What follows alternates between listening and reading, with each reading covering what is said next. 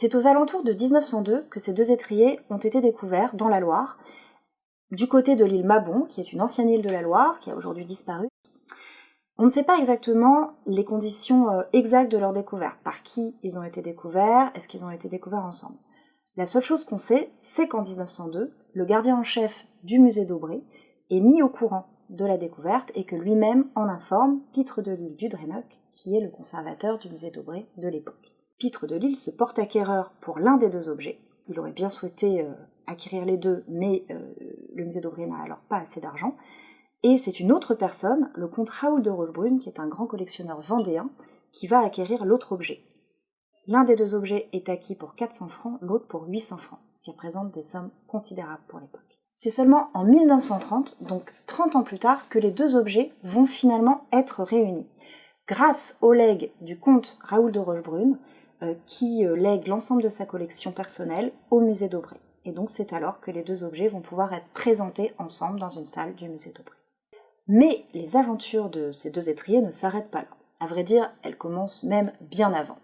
La grande question qui nous occupe et qui a déjà occupé en leur temps Pitre de Lisle du Dreneuc et Raoul de Rochebrune, c'est de savoir à qui ont appartenu ces objets et surtout quand ils ont été utilisés.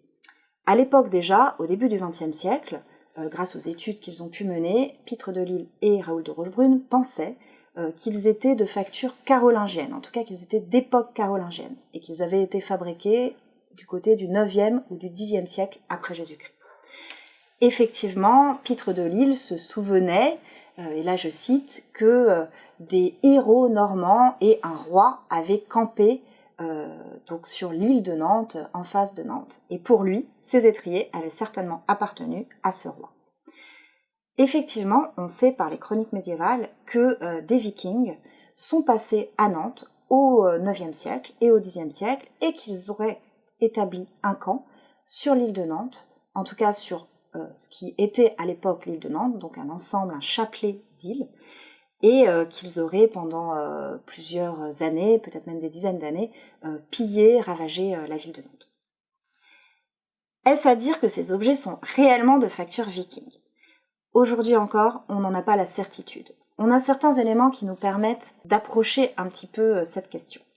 Ce qu'on sait par exemple, c'est que les vikings faisaient des offrandes rituelles dans les rivières, dans les lacs, dans les fleuves, d'objets précieux. Et qu'ici on a retrouvé effectivement ces objets dans la Loire. Ce qu'on sait aussi, par l'analyse formelle, typologique de ces objets, c'est qu'ils ressemblent à d'autres étriers qui sont conservés dans des musées scandinaves et qui sont de facture viking. Notamment dans des musées au Danemark ou en Norvège, à Bergen ou à Copenhague. Ce qui est sûr, d'après leur forme, d'après les techniques qui ont été utilisées pour les fabriquer, c'est qu'ils ont bien été produits entre le 9e et le 11e siècle. Ce qui est sûr aussi, d'après leur qualité, c'est qu'ils ont appartenu à un personnage de haut rang.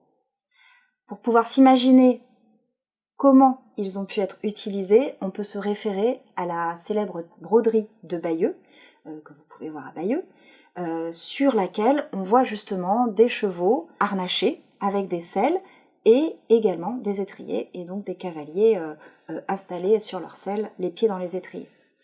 Ce qu'il est intéressant de noter, c'est que ces étriers ne sont apparus en Europe qu'à l'époque mérovingienne, vers le 7e ou le 8e siècle, et que c'est grâce à cette utilisation que l'art de la guerre a été profondément renouvelé, et c'est certainement aussi grâce à eux que la chevalerie médiévale, à proprement dit, est apparue, puisque grâce à ces étriers, la technique de monte était différente, elles apportaient beaucoup plus de stabilité aux cavaliers, et ça leur permettait également d'envoyer des armes de jet sur leurs adversaires pendant les combats.